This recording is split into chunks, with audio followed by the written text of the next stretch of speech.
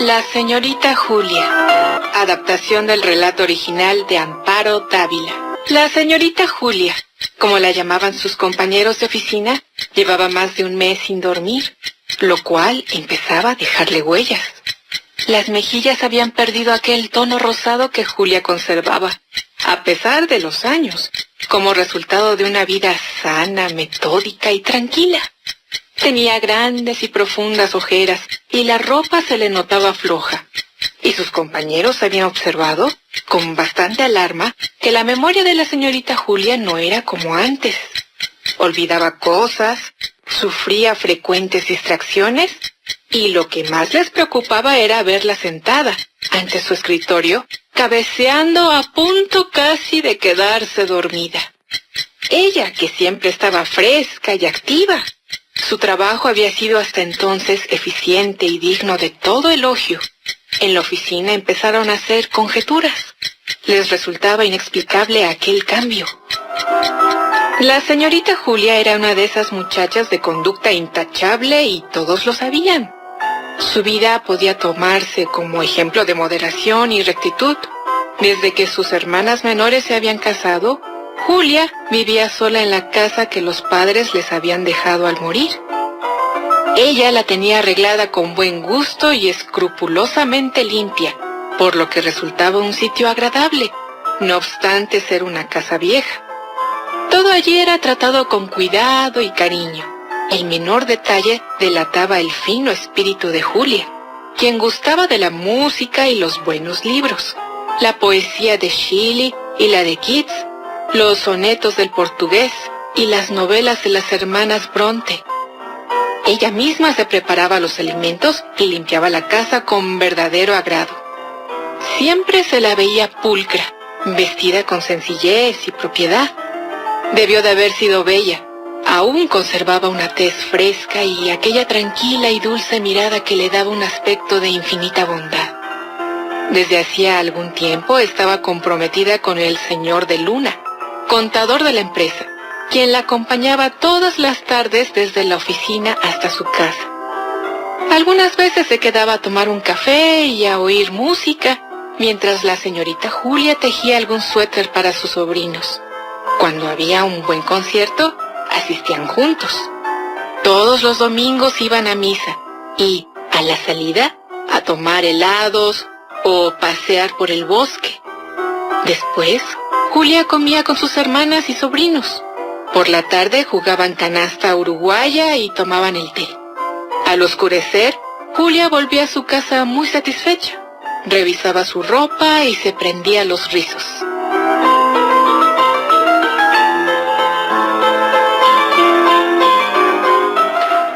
Hacía más de un mes que Julia no dormía. Una noche le había despertado un ruido extraño como de pequeñas patadas y carreras ligeras. Encendió la luz y buscó por toda la casa, sin encontrar nada. Trató de volver a dormirse y no pudo conseguirlo. A la noche siguiente sucedió lo mismo. Y así, día tras día. Apenas comenzaba a dormirse cuando el ruido la despertaba. La pobre Julia no podía más. Diariamente revisaba la casa de arriba abajo sin encontrar ningún rastro. Como la duela de los pisos era bastante vieja, Julia pensó que a lo mejor estaba llena de ratas, y eran estas las que la despertaban noche a noche.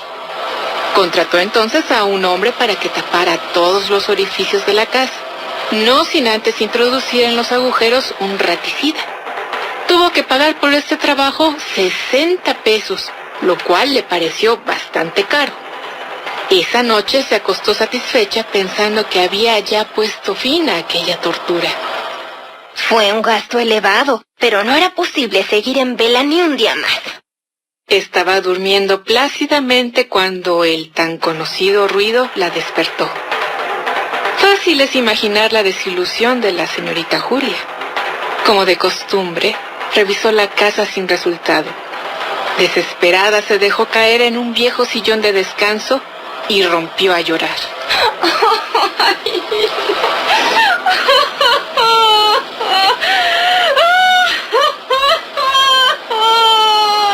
Allí vio amanecer. Como a las 11 de la mañana, Julia se caía de sueño. Sentía que los ojos se le cerraban y el cuerpo se le aflojaba pesadamente. Fue al baño a echarse agua en la cara. Entonces, oyó que 2 de las mujeres hablaban en el pasillo, junto a la escalera.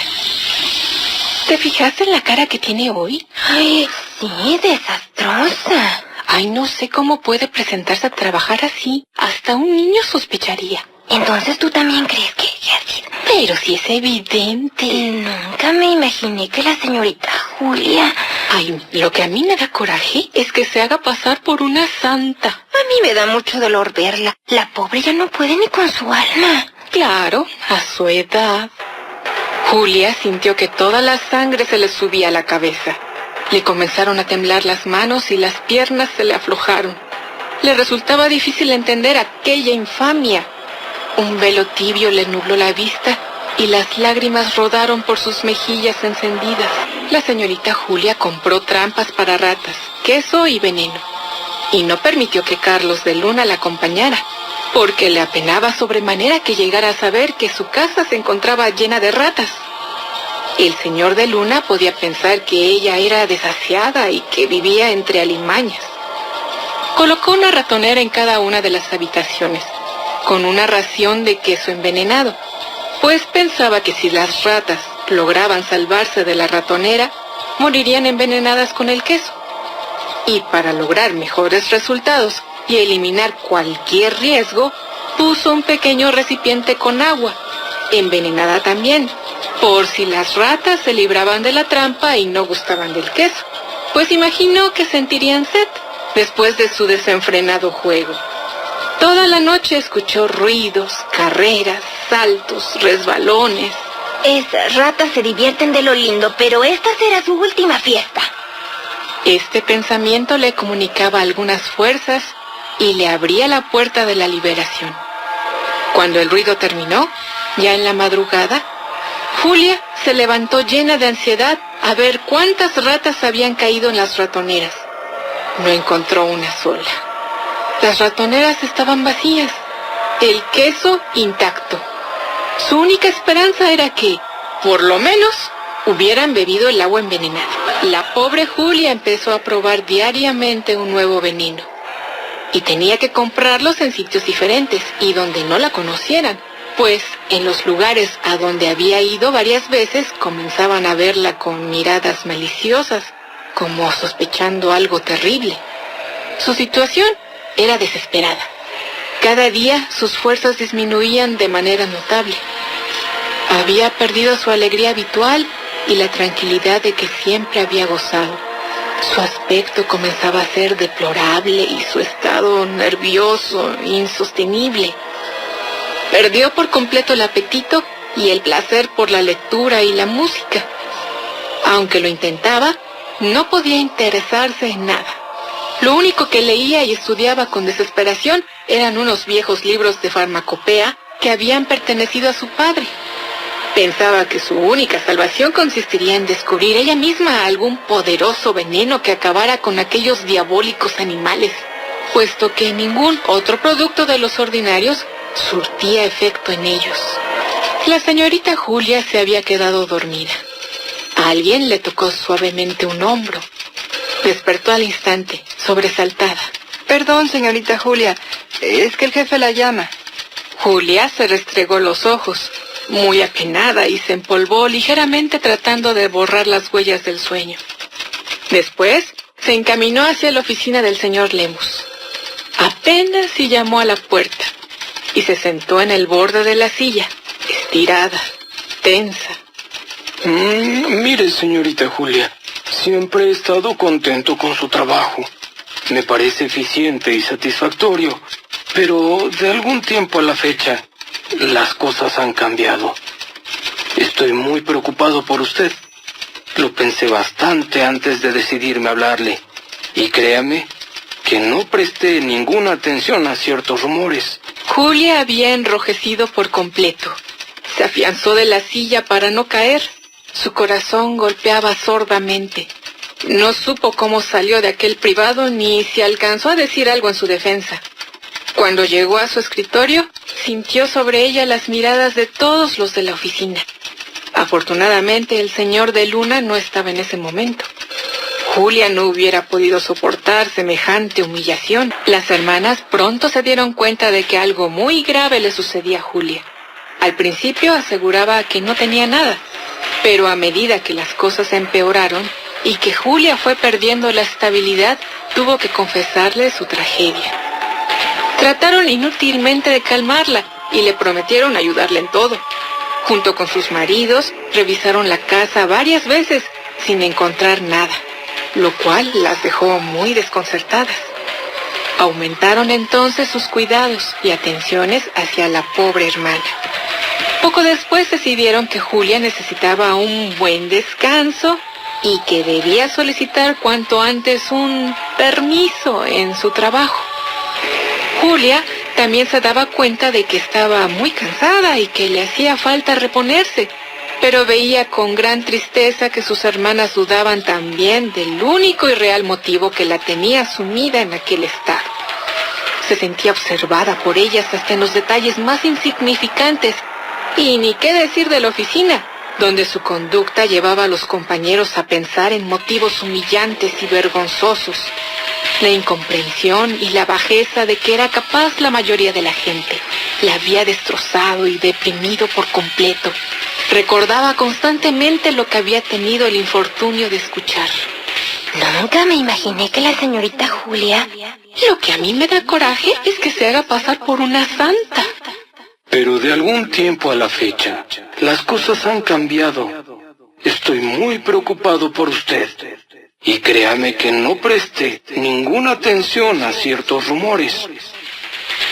Y entonces, las lágrimas le rodaban por las mejillas y los sollozos subían a su garganta.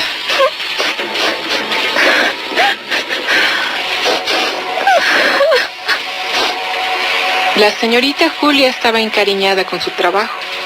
No obstante la serie de humillaciones y calumnias que a últimas fechas había tenido que sufrir. Llevaba 15 años en aquella oficina y siempre había pensado trabajar allí, a menos que se le concediera la dicha de formar un hogar como a sus hermanas.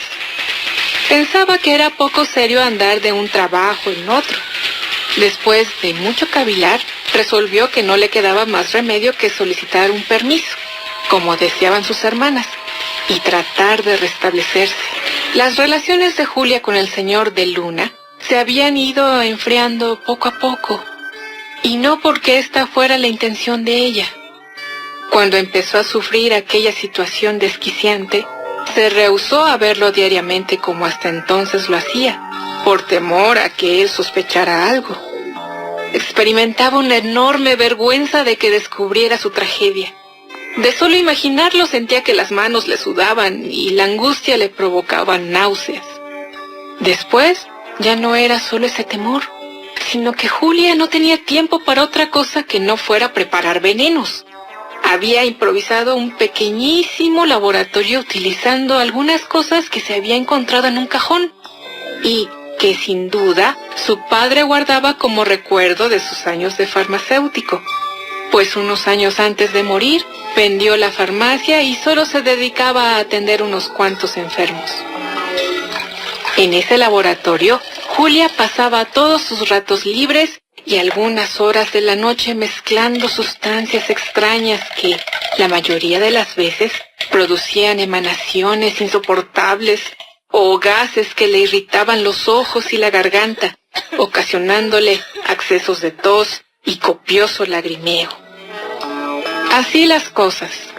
Julia ya no tenía tiempo ni paz para sentarse a escuchar música con el señor de Luna. Se veían poco, si acaso una vez por semana y los domingos que iban a misa.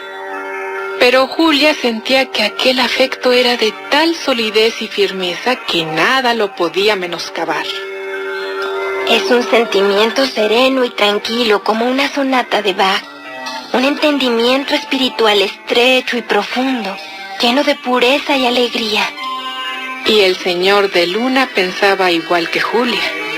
Estas relaciones son tan raras y difíciles de encontrar en un mundo enloquecido y lleno de perversión.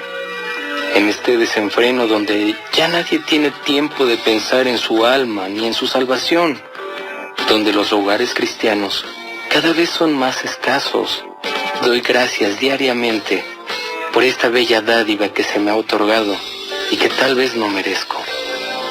Pero Carlos de Luna era un hombre en extremo piadoso, hijo y hermano ejemplar, contador honorable y muy competente. Pertenecía con gran orgullo a la Orden de Caballeros de Colón, de cuya mesa directiva formaba parte. Ya hacía algunos años que debería haberse casado, pero él, responsable en extremo, había querido esperar a tener la consistencia moral necesaria, así como cierta tranquilidad económica que le permitiera sostener un hogar con todo lo necesario y seguir ayudando a sus ancianos padres. Había conocido a Julia desde tiempo atrás. Después, tuvo la suerte de trabajar en la misma oficina, lo cual facilitó aquella amistad que poco a poco se fue transformando en hondo afecto. A últimas fechas, el señor de Luna se hallaba muy preocupado y confuso. Julia había cambiado notablemente y él sospechaba que algo muy grave debía de ocurrirle. Se mostraba reservada, evitaba hablarle a solas. Empezó a sufrir en silencio aquel repentino y extraño cambio de Julia y a esperar que un día le abriera su corazón y se aclarara todo. Pero Julia cada día se alejaba más y el señor de Luna empezó a notar que en la oficina se comentaba también el cambio de Julia. Después llegaron hasta él frases maliciosas y malintencionadas que tuvieron la virtud, primero de producirle honda indignación y, después, de prender la duda y la desconfianza en su corazón. En este estado fue a consultar su caso con el reverendo padre Cuevas, que desde hacía muchos años era su confesor y guía espiritual y quien resolvía los pocos problemas que el buen hombre tenía. El reverendo padre le aconsejó que esperara un tiempo prudente para ver si Julia volvía a ser la de antes, o, de lo contrario, se alejara de ella definitivamente, ya que a lo mejor esa era una prueba palpable que daba Dios de que esa unión no convenía y estaba encaminada al fracaso y al desencanto. Y podía ser, tal vez, un grave peligro para la salvación de su alma. La señorita Julia llegó una tarde, última que trabajaba en la oficina, a pedirle a Carlos de Luna que la acompañara hasta su casa porque quería comunicarle algo importante. Sí, vamos. Mire, Carlos, quería decirle que voy a dejar de trabajar por un tiempo porque necesito un descanso. Carlos de Luna escuchaba sin hacer ningún comentario. Con sombrero y paraguas negros y su habitual traje oscuro, tenía siempre un aire grave y taciturno, que ese día estaba más acentuado. Julia lo invitó a pasar. Mientras hacía el café, experimentó un gran bienestar. La sola presencia del señor de Luna le producía confianza y tranquilidad. Lamento mucho haber visto a Carlos tan poco últimamente. Fui tan tonta al no confiarle mi tragedia. Él me hubiera confortado y juntos habríamos encontrado alguna solución. Hablaré con él. Los dos bebían el café, en silencio. De pronto, Julia dijo: Carlos, yo quisiera decirle... Diga, Julia. ¿No quisiera oír algo de música? Como usted guste. Julia se levantó a poner unos discos, profundamente contrariada consigo misma. No se había atrevido, no se atrevería nunca. Las palabras se habían negado a salir. Tal vez aquella actitud demasiado seca de Carlos la había contenido. Aquella mirada tan lejana cuando ella iba a empezar a contarle su tragedia. Cogió su tejido y se sentó. Julia, yo quisiera proponerle, más bien yo he pensado, querida Julia, yo creo que lo mejor, es decir, tomando en cuenta, Julia, por nuestro bien y salud espiritual, lo más conveniente es dar por terminado, bueno, quiero decir, no llevar adelante nuestro proyecto de matrimonio. Mientras el señor de Luna trataba de decir esto, se secó la frente con el pañuelo varias veces. Estaba tan pálido como un muerto. Mire, Julia, El matrimonio implica una tremenda responsabilidad. Tiene numerosos deberes y obligaciones. Julia estaba aún más pálida que él. El tejido había caído de sus manos y la boca se le secó completamente. El dolor y el desencanto la habían traspasado de tal manera que temía no poder decir ni una sola palabra. Sin embargo, hizo un gran esfuerzo. Estoy de acuerdo con usted, sin duda. Es lo mejor para ambos.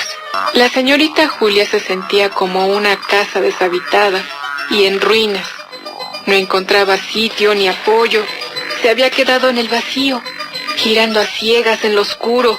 Quería dejarse ir, perderse en el sueño, olvidarlo todo.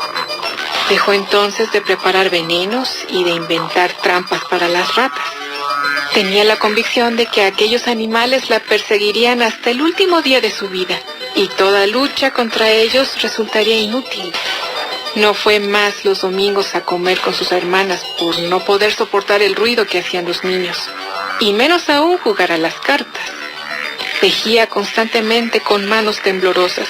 De cuando en cuando se enjugaba una lágrima.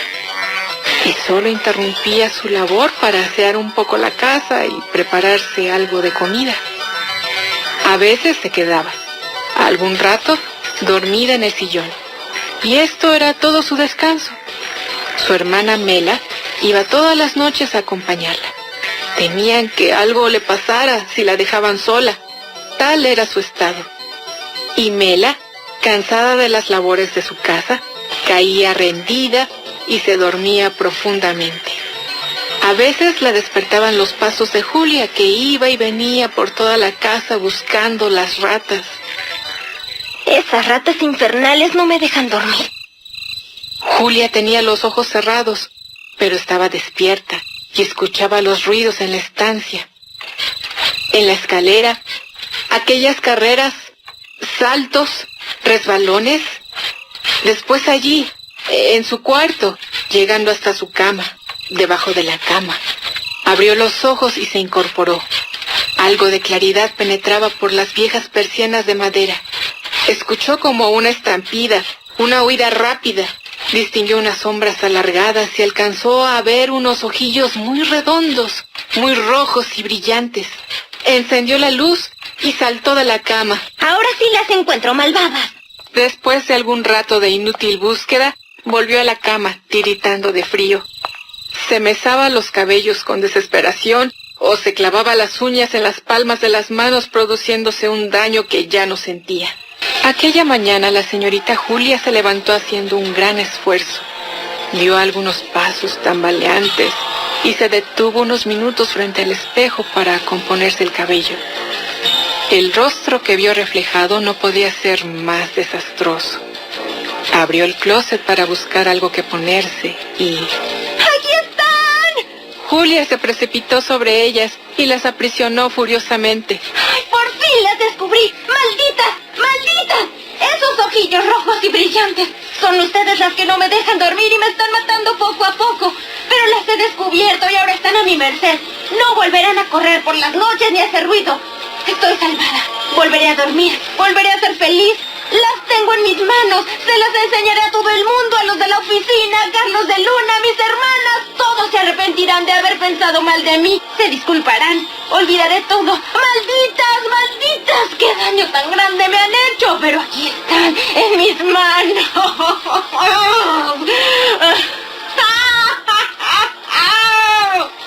Julia las apretaba más. Caminaba de un lado a otro del cuarto. Estaba tan feliz de haberlas descubierto. Ya había perdido toda esperanza. Reía estrepitosamente. Ahora estaban en su poder. Ya no le harían daño nunca más. Hablaba y reía. Lloraba de gusto y de emoción. Gritaba, gritaba. ¡Qué suerte haberlas descubierto! ¡Qué suerte! Risa y llanto, gritos, carcajadas, con aquellos ojillos rojos y brillantes. Gritaba, gritaba, gritaba. Cuando su hermana Mela llegó, restregándose los ojos y bostezando, encontró a Julia apretando furiosamente su hermosa estola de Marta Ceballinas. La señorita Julia, Amparo Dávila. El relato La señorita Julia que hoy escuchamos pertenece a la colección Tiempo Destrozado, escrita por Amparo Dávila en 1959.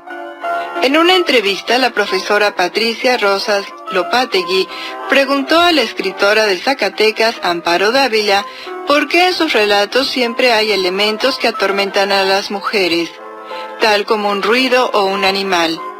La escritora respondió: porque para mí entre la locura y la cordura existe un hilo tan fino, tan sutil, que en un momento dado se rompe, y una persona cuerda pasa a la insania total, así como algo que se cortó. Tengo mucha preocupación por ese paso tan fácil que se puede dar entre la locura y la cordura. La gente que es muy controlada, muy minuciosa, es la que tiene mayor tendencia al desequilibrio. La que es equilibrada tiene mayor tendencia al desequilibrio. Es esa línea tan fina que se rompe en un momento, sobre todo cuando una gente empieza a obsesionarse por algo. La obsesión también la lleva al desencadenamiento. Tengo muchos personajes así. No sé si se acuerda de Tina Reyes, donde ese pobre hombre lo que quería era acercarse a ella, conocerla, tratarla, tal vez llegar a ser su novio, y ella piensa que es un violador, que le va a hacer algún daño, y entonces se obsesiona a tal punto que se trastorna, pasa a otra realidad. Y tal es el caso de la señorita Julia, que es conocida por todos como una persona sensata, ordenada y responsable, que de pronto empieza a obsesionarse por los sonidos, y que piensa que son producidos por ratas en su casa. En muchas mitologías, las ratas, los sapos, los caracoles y los peces tienen atributos claramente sexuales. En este relato, las ratas que obsesionan a Julia representan sus deseos reprimidos por la exigencia social de un comportamiento femenino de recato y anulación de su cuerpo, especialmente por parte de la religión. La cordura de Julia se tambalea cuando ella teme no estar cumpliendo con los lineamientos sociales establecidos para una señorita como ella, que debe ser pulcra. Por eso no pide ayuda cuando sospecha que su domicilio está infestado por ratas. Y también opta por guardar silencio cuando accidentalmente escucha los comentarios maliciosos respecto a su insomnio. Cuando sus compañeros de trabajo, su jefe e incluso su prometido notan cambios en la protagonista, lo primero que ponen en duda es su honorabilidad y suponen un comportamiento libertino de su parte. No les preocupa tanto su salud mental, sino las libertades sexuales que ella pueda estarse tomando. Y la religión tiene un peso mayor que el amor. En el momento en que Carlos de Luna toma una decisión respecto al extraño comportamiento que presenta Julia. Como América Luna Martínez señala en su texto Amparo Dávila o La feminidad contrariada, en el inicio del cuento el narrador deja bien claro que Julia, además de ser una secretaria muy eficiente, en su vida privada gozaba de ciertos placeres pequeño burgueses, como leer y escuchar música. Pero Julia no dedicaba su tiempo de lectura a las vidas de los santos, ni tampoco leía revistas como la titulada La Familia, muy popular en esa época. No, Julia prefería los buenos libros, la poesía de Shelley, la de Keats, los sonetos del portugués y las novelas de las hermanas Bronte, algo que no concuerda bien con los requerimientos morales de una buena cristiana. ¿Qué corroe la apacible vida de esta mujer soltera? ¿El miedo a que el señor de Luna la pierda en unas pecaminosas cumbres borrascosas? ¿O simplemente que el matrimonio la prive de ese mundo ordenado y grato que ella construyó para sí misma? Recordemos que la soltería asumida no fue bien vista ni en los tiempos de Sor Juana, ni en los años 50 del siglo XX.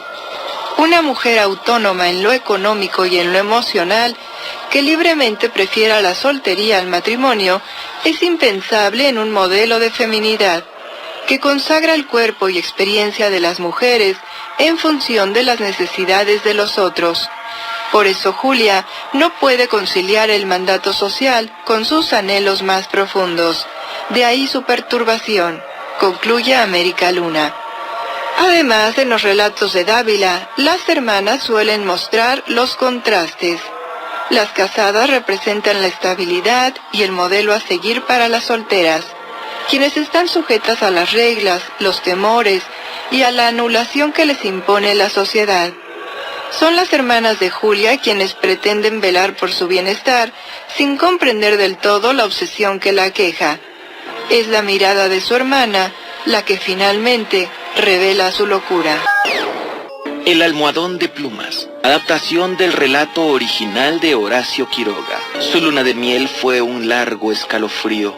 Rubia, angelical y tímida, el carácter duro de su marido heló sus soñadas niñerías de novia. Ella lo quería mucho. Sin embargo, a veces con un ligero estremecimiento cuando volviendo de noche juntos por la calle, echaba una furtiva mirada a la alta estatura de Jordán, mudo desde hacía una hora. Él, por su parte, la amaba profundamente, sin darlo a conocer. Durante 3 meses vivieron una dicha especial. Sin duda, ella hubiera deseado menos severidad en ese rígido cielo de amor, más expansiva e incauta ternura, pero el impasible semblante de su marido la contenía siempre.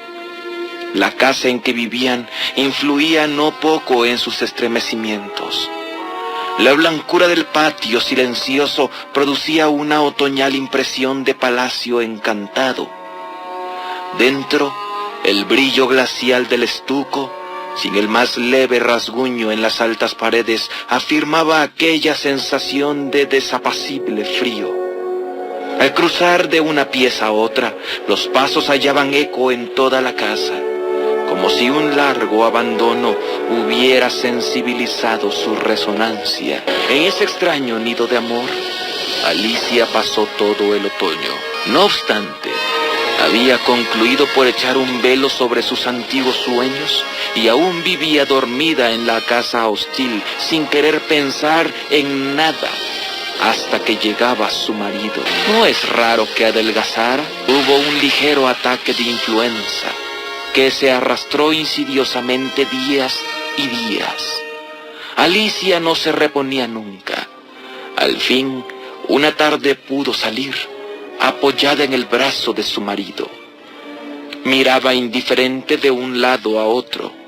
De pronto Jordán, con honda ternura, le pasó muy lento la mano por la cabeza, y Alicia rompió enseguida en sollozos, echándole los brazos al cuello.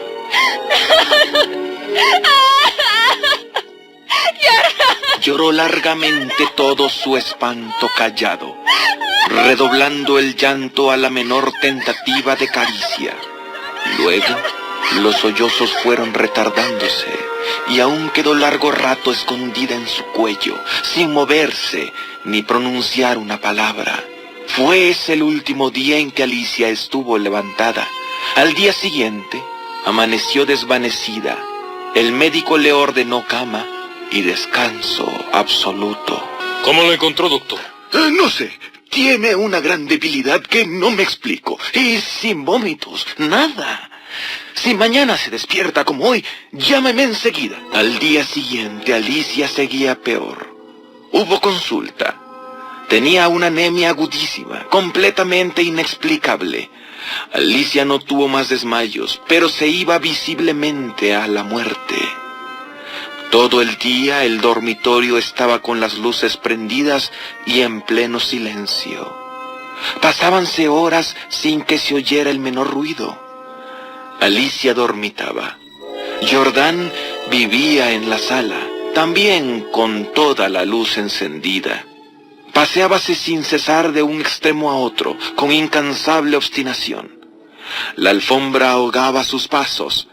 A ratos entraba en el dormitorio y proseguía su mudo vaivén a lo largo de la cama, deteniéndose un instante en cada extremo a mirar a su mujer. Pronto, Alicia comenzó a tener alucinaciones confusas y flotantes al principio, y que descendieron luego al ras del suelo. ¡Jordán! ¡Jordán! ¡Jordán! ¿Qué te pasa? ¿Qué tienes?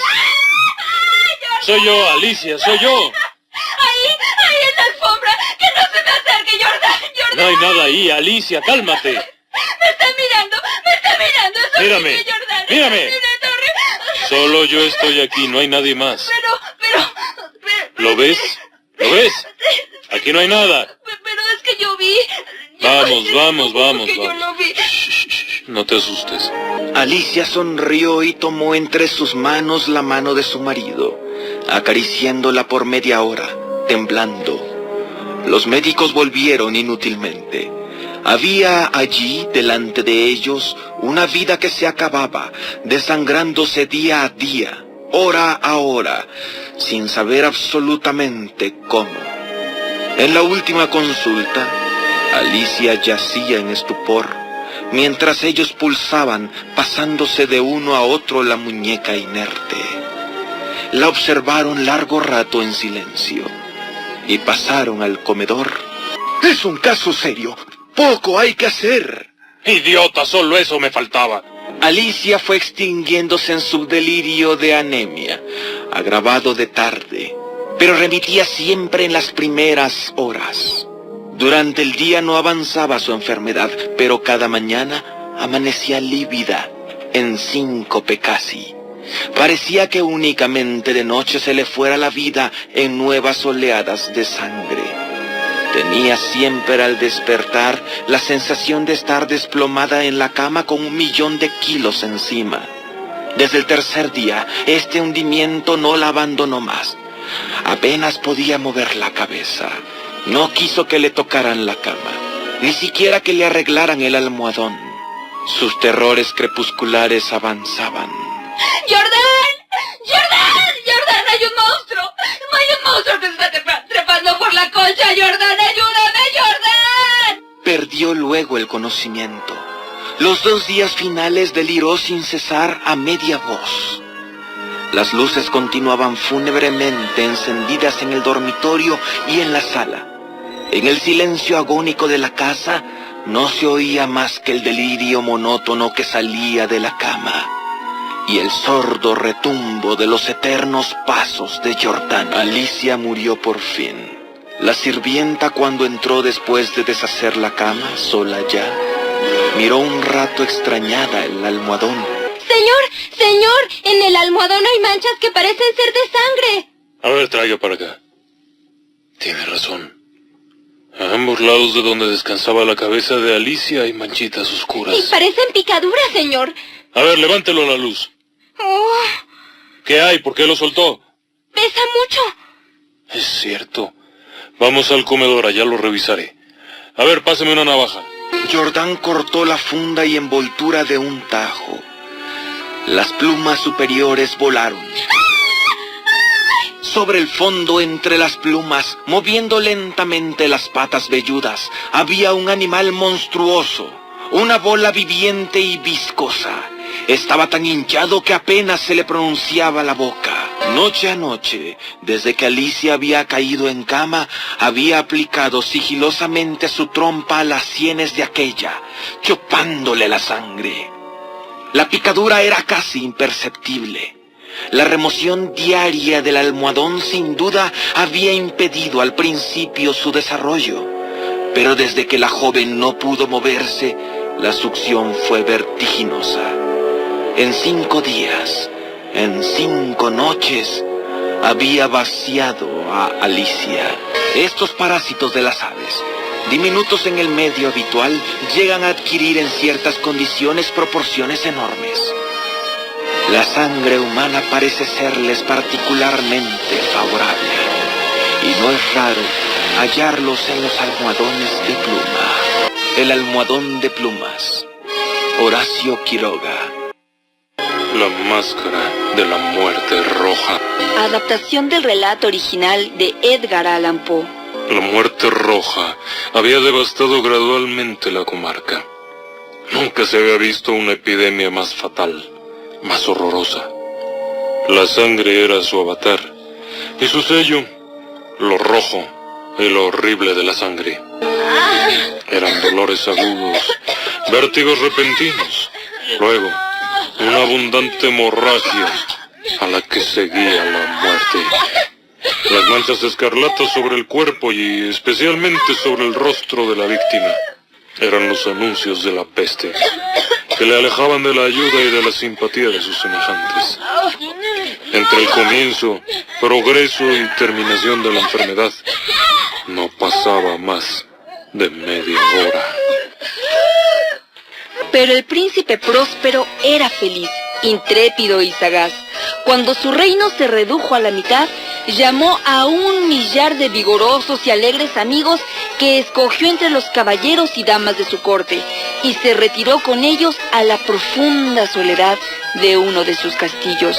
Una vez que los selectos invitados entraron, las puertas de hierro de la muralla del castillo se cerraron. Los cerrojos se soldaron con la ayuda de hornos y gruesos martillos para impedir la entrada a los enfermos desesperados o la salida de los invitados frenéticos. El castillo fue provisto abundantemente de víveres. Los cortesanos podían desafiar la epidemia. El mundo exterior se cuidaría a sí mismo. Mientras tanto, era un crimen apesadumbrarse o pensar. Había bufones, improvisaciones, bailarines, músicos, belleza y vino. Todo esto y la seguridad adentro. Afuera, la muerte roja. Después de 6 meses de reclusión, Cuando la peste asolaba más furiosamente en el exterior, el príncipe Próspero invitó a sus 1000 amigos a un baile de máscaras. Era una voluptuosa escena. La mascarada se llevaba a cabo en una serie de 7 habitaciones dispuestas irregularmente, a derecha e izquierda. En mitad de cada pared, una alta y estrecha ventana gótica daba sobre un cerrado corredor que seguía los recodos de las habitaciones. Las ventanas eran de cristales pintados, cuyo color variaba de acuerdo con el que dominaba en cada pieza. La habitación del extremo oriental era azul y tenía la ventana azul. El segundo cuarto era púrpura en sus adornos y tapicerías, y los cristales eran de color púrpura. El tercero era verde enteramente, y verdes eran los vidrios. El cuarto estaba adornado de amarillo, el quinto de blanco, el sexto de violeta. El color de los cristales era siempre igual al de los adornos. el séptimo salón estaba completamente tapizado de terciopelo negro. Únicamente en esta pieza, el color de las ventanas dejaba de estar en armonía con las decoraciones. Los vidrios eran escarlata, un profundo color de sangre. En ninguna de las habitaciones había lámpara ni candelabros, pero en los corredores que seguían a las habitaciones había frente a cada ventana un sombrío trípode, lleno de carbones encendidos que proyectaban sus rayos iluminando a través de los cristales pintados. Así se producía una multitud de apariencias ostentosas y fantásticas. Pero en el cuarto occidental, negro, la luz temblorosa, después de pasar por los cristales color sangre, era sombría en extremo. Producía un extraño efecto en los rostros de los que en él entraban. Aunque entre la concurrencia había muy pocos intrépidos que lo experimentaban. En ese salón también se encontraba colocado contra la pared un gigantesco reloj de ébano. Cada hora, el reloj sonaba de tal forma que los músicos hacían una pausa y los bailarines se detenían. Hasta los más festivos de los invitados se volvían pálidos, y los más viejos se pasaban la mano por la frente como si los atormentara una fantástica meditación. Pero cuando los músicos se miraban entre sí, sonreían de su propia nerviosidad y tontería, y en voz baja juraban que el próximo sonido del reloj no les causaría semejante emoción. Y después del lapso de 60 minutos, 1600 segundos del tiempo que huye, el reloj sonaba y sucedía lo mismo que antes. El mismo desconcierto, el mismo temblor, la misma meditación. A pesar de esto, era una fiesta alegre. Los gustos del príncipe eran singulares. Tenía buen ojo para los colores y los efectos. Sus planes eran atrevidos y salvajes. Algunos pensaban que estaba loco. Sus compañeros comprendían que no lo era. Era necesario oírle, verle y tocarle para convencerse de que no lo era. El príncipe había dirigido el embellecimiento de los 7 cuartos y el diseño de los disfraces. Los trajes y las máscaras eran grotescos, tenían mucho brillo, mucho de picante y mucho de fantástico. Había mucho de bello, de fastuoso, de extravagante, algo de terrible, y no poco de lo que puede excitar disgusto. Los 7 cuartos eran recorridos por una multitud de ensueños que se agitaban en todos los sentidos, tomando un color diferente en cada pieza y haciendo que la salvaje música de la orquesta pareciera el eco de sus pasos. Y cada hora, el reloj de ébano del cuarto de terciopelo suena, y todo enmudece. Los ensueños quedan inmóviles en el sitio que ocupan, helados. Pero los ecos de la campana se apagan de nuevo. No han durado más que un instante. Entonces, la música se dilata otra vez y los ensueños se ponen en movimiento. Pero en el cuarto que está más al occidente, ninguno de los enmascarados se aventura ahora, porque la noche pasa rápidamente y penetra una luz siempre más roja a través de los vidrios color sangre, y la negrura de los fúnebres paños aterra. Y el que pone sus pies sobre la negra alfombra recibe del cercano reloj de ébano un sordo repique más enfático. En las otras habitaciones latía más febrilmente el corazón de la vida y la orgía prosiguió en su remolino. Hasta que por fin comenzó el anuncio de la medianoche en el reloj y hubo una penosa cesación de todo. Cuando el eco de la última campanada se hundió en el silencio, muchos asistentes se percataron de la presencia de un enmascarado que hasta entonces no había llamado la atención de nadie. Hubo un murmullo de desaprobación y sorpresa que se transformó en una expresión de terror, horror y disgusto. Se supone que en una asamblea de fantasmas como esta, ninguna apariencia vulgar hubiera causado tal sensación.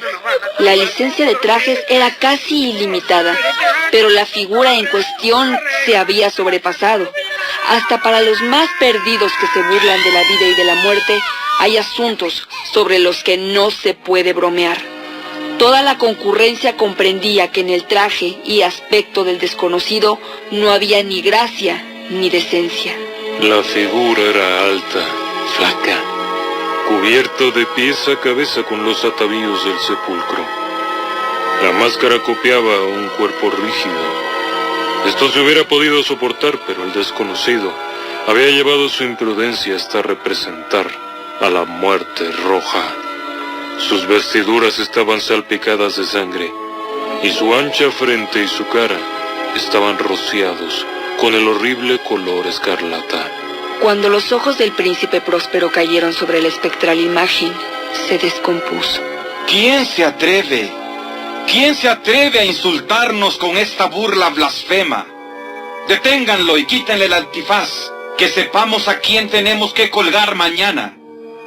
El príncipe estaba en el cuarto azul, y sus palabras resonaron a través de las 7 habitaciones, porque el príncipe era un hombre robusto, y la música había callado a una señal de su mano. Cuando habló, hubo un pequeño movimiento en dirección al intruso. Pero a causa de cierto temor sin nombre, que el aspecto del desconocido inspiraba en la concurrencia, no hubo uno solo que levantara la mano para detenerlo. Así que pasó libremente a un lado del príncipe, mientras la multitud retrocedía hacia las paredes. Él prosiguió su camino, sin que nadie le interrumpiera, con el paso solemne y mesurado. Del cuarto azul pasó al púrpura, del púrpura al verde, del verde al amarillo, de este al blanco y de allí al violeta. Fue entonces que el príncipe Próspero, enloquecido por la rabia y la vergüenza de su propia cobardía, se arrojó corriendo a través de los 6 cuartos sin que ninguno lo siguiera. A causa del mortal terror que de todos se había apoderado. Empuñando una brillante daga, el príncipe se había aproximado al fugitivo. Cuando éste hubo llegado al cuarto negro, se volvió de repente y miró a su perseguidor. La daga cayó relampagueando sobre la negra alfombra, en la cual instantáneamente se desplomó el cadáver del príncipe Próspero. Animados por el valor de la desesperación, los cortesanos entraron en el salón negro y asieron al enmascarado. Su alto cuerpo se mantenía recto e inmóvil en la sombra del reloj de ébano, pero quedaron presa de inexplicable horror. al encontrar que bajo la mortaja y la máscara de la muerte no habitaba ninguna forma tangible. Y entonces se conoció la presencia de la muerte roja. Había entrado como un ladrón de noche, y uno por uno fueron desplomándose los invitados, rociados de sangre, y cada uno murió en la postura desesperada de su caída. Y la vida del reloj de ébano acabó también con la de la última víctima, y las llamas de los trípodes expiraron, y la oscuridad, la ruina y la muerte roja ejercieron su ilimitado poder sobre todo. La máscara de la muerte roja. Edgar Allan Poe. Carolina, adaptación del relato original de Charles Nodier. Una joven de 18 años llamada Carolina inspiró la más violenta pasión a un hombre de edad madura, y como a los 50 uno es, según se dice, más enamoradizo que a los 20, aunque con muchos menos medios para complacer, el herrumbroso pretendiente asediaba sin cesar a Carolina, que estaba lejos de corresponder a sus sentimientos. Pero esta muchacha cometió el más imperdonable de los errores: ponerle en ridículo y atormentarle, cuando debía haberse contentado con alejarse de él con frialdad y decencia. Al cabo de 3 años de perseverancia por una parte y de malos tratos por la otra, el infortunado amante sucumbió a una enfermedad de la que aquel funesto amor fue en gran parte el origen. Mi último deseo es decirle adiós a Carolina. Por favor, háganla venir. No tengo por qué ir a ver a ese hombre. Ahí vamos, Carolina. Harás bien si le concedes ese triste consuelo a un infeliz que muere por y para ti. Los consejos de su amiga fueron inútiles. Vinieron por segunda vez a hacerle el mismo ruego, añadiendo que el enfermo solicitaba ver a Carolina más por el interés de ella que por el suyo propio. Pero este segundo mensaje no corrió mejor suerte que el primero. Vamos, Carolina, no seas tan dura con ese pobre hombre. No puedes negarle tu visita. Es su último deseo, se va a morir. No debiste ser tan coqueta ni tratarle tan mal. Al menos puedes ofrecerle un instante de piedad como expiación. Ay, está bien. Deja de regañarme. A ver usted, lléveme a casa de su protegido. Pero solo estaremos un momento, se lo advierto. No me gustan ni los moribundos ni los muertos. Las dos amigas partieron finalmente. El moribundo, al ver entrar a Carolina, hizo un último esfuerzo. Ya no hay tiempo, señorita.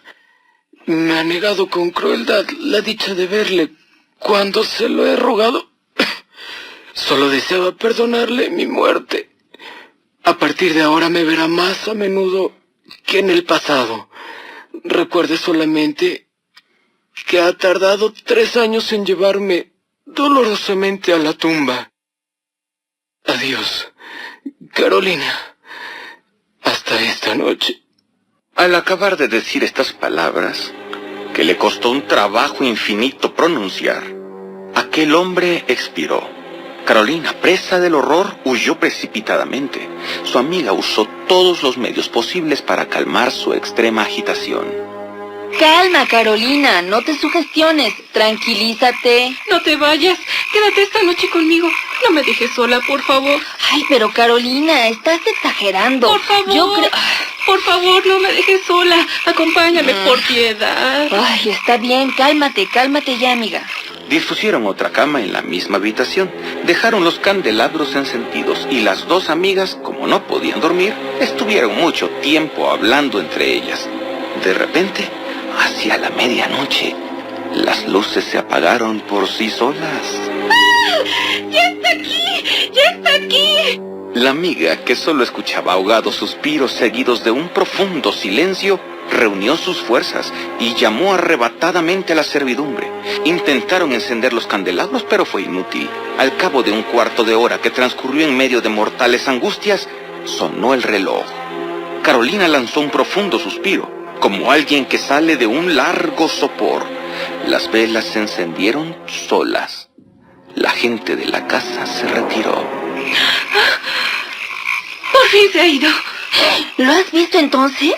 Sí, y estoy totalmente segura de que cumplirá sus amenazas. Oye, ¿y te ha hablado? Sí, me ha dicho que vendrá todas las noches a pasar un cuarto de hora conmigo. También me dijo que esté tranquila porque no me hará ningún daño. Limitará su venganza a obligarme a ver cada noche a aquel a quien llevé a la tumba a causa de mi imprudente conducta.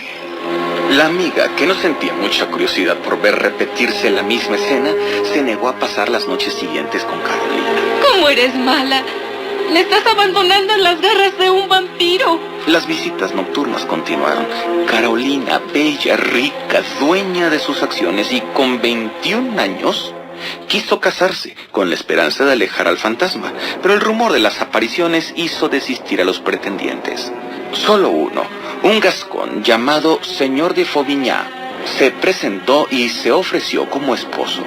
La necesidad le obligó a aceptar, pero al día siguiente de las bodas, sin que llegara a saberse cómo había transcurrido la noche, el gascón desapareció con la dote y muchas joyas que no formaban parte de ella. La amiga de Carolina, sensible a tantas desgracias, acudió junto a ella. Ay, mi pobre Carolina, no te acongojes más. Ese ladrón tendrá su merecido y tú encontrarás a un hombre bueno. Vamos, amiga, anda, anímate. Te llevaré a un lugar donde podrás pasar lo que te falta de estos 3 años de penitencia. Ten paciencia. Pasado ese tiempo serás libre, amiga. Y pasados los 3 años... Carolina, no te veré más. Y el fantasma cumplió su palabra. Una lección tan severa suavizó el carácter de la joven. La muerte del señor de Fauvignat, que tuvo la honestidad de no volver, dejó libre a Carolina para que pudiera casarse de nuevo, y esta vez encontró un esposo que la hizo totalmente feliz. Carolina, Charles Nodier.